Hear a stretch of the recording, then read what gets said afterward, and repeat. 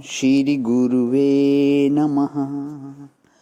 अज्ञानमोहान्धतमोपहाभ्यां विवेकवैराग्यनिधिप्रदाभ्यां विश्वेशतत्त्वं प्रतिबोधिकाभ्यां नमो नमः श्रीगुरुपादुकाभ्याम्। ओम शांति शांति शांति। प्रणाम भगवान। श्वेता श्वेतर उपनिषद स्वामी श्री अखंडानंद सरस्वती जी महाराज का दिव्य ग्रंथ, जिसमें भगवान हमारा प्रवचन 22वां मंत्र नंबर 3 चल रहा है। ध्यान की तैयारी और भी प्रार्थना जो है अध्याय का नाम दिया हुआ है स्वामी जी ने, तो बहुत सुंदर। पेज नंबर है हम 297 से आगे ले रहा हूँ आज। पिछले सत्संग विराम किया था कि ज्ञान और ध्यान एक साथ नहीं, पहले ध्यान है पीछे ज्ञान है। इसे आगे लेते हुए अच्छा, अब ध्यान कैसे होवे? ध्यान के लिए दो चीज जरूरी है। एक तो प्रियता होवे। हमको ध्यान किसका होता है, यह दूसरे किसी से पूछने मत जाओ, स्वयं ही देख लो। जिससे तुम्हारा प्रेम होगा उसी का तुमको ध्यान होगा, जिससे प्रेम होगा उसका पक्का ही ध्यान होगा। ध्यान की यही युक्ति है कि उसमें प्रिय बुद्धि होवे। कहो कि नहीं, हम तो अभाव का ही ध्यान करते हैं।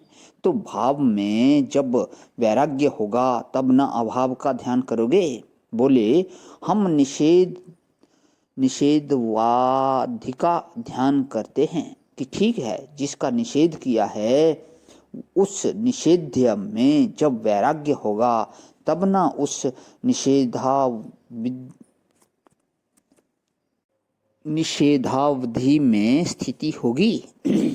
असल में ध्यान का फल ही यह है कि ध्येय की मूर्ति का हमारे हृदय में आविर्भाव हो और जो ध्येय से अतिरिक्त मालूम पड़ता है वह टूट जाए।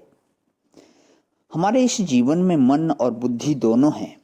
कौन ऐसा है जो नहीं जानता है कि झूठ नहीं बोलना चाहिए?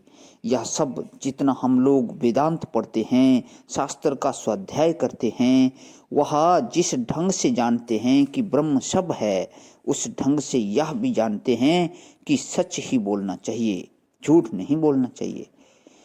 यह समझ ही तो है और समझ तो मिली ही है, परंतु अब इस समझ के अनुसार आचरण क्यों नहीं होता?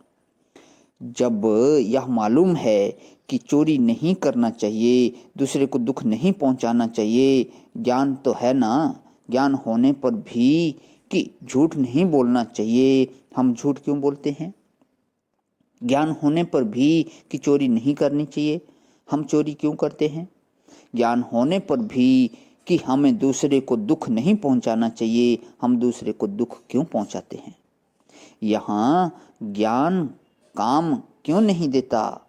प्रश्न यह है कि ज्ञान होने पर भी ज्ञान काम क्यों नहीं दे रहा?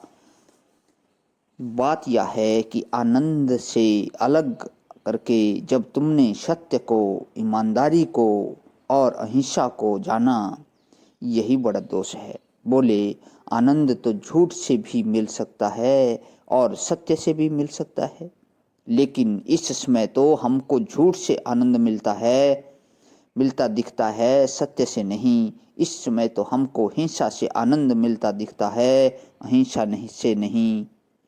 इस समय हमको बेईमानी से आनंद मिलता दिखता है, ईमानदारी से नहीं। माने सुख आनंद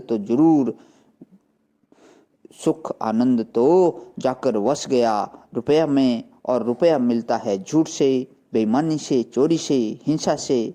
तब मनुष्य क्या करे?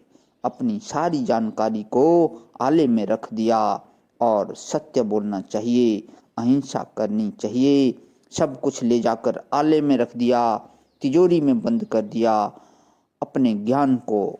और क्या कर रहे हैं कि झूठ बोल रहे हैं। क्यों? कि झूठ से हमको सुख देने वाला फल मिलेगा, बेईमानी से हमको सुख देने वाला धन मिलेगा।